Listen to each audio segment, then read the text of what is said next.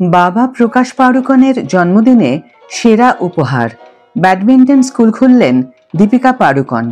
High everyone, welcome back to my channel Anjana Banerjee blogs.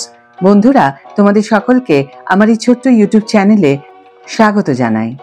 বাবার জন্মদিনে সেরা ঘোষণা, এবার কি ব্যাডমিন্টন শেখাবেন দীপিকা? 8 ঘন্টার শিফটে কাজ করার দাবি জানিয়ে চর্চার শিরোনামে দীপিকা পাড়ুকন। বলিউড এবং দক্ষিণী ফিল্ম ইন্ডাস্ট্রিতে যখন তাকে নিয়ে দড়ি টানাটানি, তখন দীপিকা ব্যস্ত নতুন ভেঞ্চার নিয়ে। মঙ্গলবার বাবা প্রকাশ পাড়ুকনের 70তম জন্মদিনে বড় ঘোষণা করে ফেললেন অভিনেত্রী। নতুন ব্যাডমিন্টন স্কুল উদ্বোধন করলেন।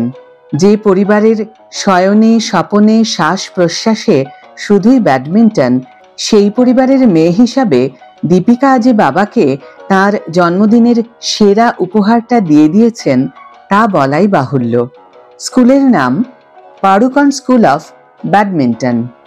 মডেল হিসেবে ইনিংস শুরুর আগে শাটলার হিসাবে ক্যারিয়ার শুরু করেছিলেন দীপিকা।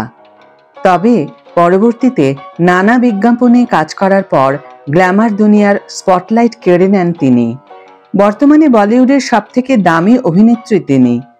যেমন তার আকাশছোঁয়া পারিশ্রমিক, তেমন তার কাজের ক্ষেত্রেও কোনো অভিযোগ রাখেন না তিনি।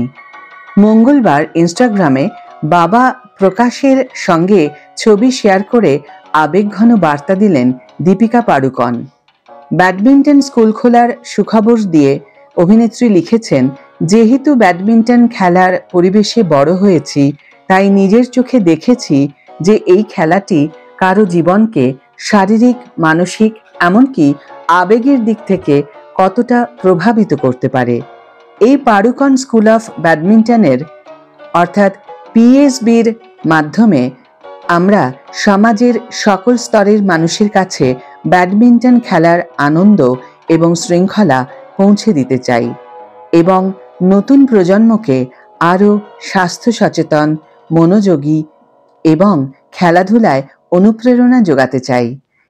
সেই পোস্টেই বাবার উদ্দেশ্যে দীপিকার আবেগঘন বার্তা, বাবা, যারা তোমাকে ভালো করে চেনেন তারা জানেন এই খেলা নিয়ে তোমার আবেগ কিরকম।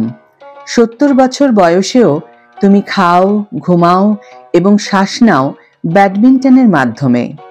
আর আমি তোমার আবেগকে বাস্তবায়িত করতে প্রতিশ্রুতিবদ্ধ। তাই আজ থেকে ব্যাডমিন্টন সকলের জন্য। শুভ জন্মদিন। অভিনেত্রীর শেয়ার করা বিবৃতিতে জানানো হয়েছে, ফি বছর পাড়ুকন স্কুল অফ ব্যাডমিন্টন 75টি করে সেন্টার খুলবে। আগামী 2027 সালের মধ্যে 250টি ব্যাডমিন্টন প্রশিক্ষণ কেন্দ্র খোলার ঘোষণা করেছেন দীপিকা। যদিও বেঙ্গালুরু, মুম্বাই, চেন্নাই, জয়পুর, পুনে, নাসিক, মাইসুরু, পানিপথ, দেরাদুন, উদয়পুর, কোয়েম্বাটুর, সাংলি এবং সুরাট সহ ভারতের 18টি শহরে 75টিরও বেশি ব্যাডমিন্টন স্কুল রয়েছে প্রকাশ পাড়ুকনের উদ্যোগে। যোগ্য উত্তরসূরি হিসেবে এবার বাবার সেই স্বপ্নকেই এগিয়ে নিয়ে যেতে উদ্যোগী দীপিকা পাড়ুকন।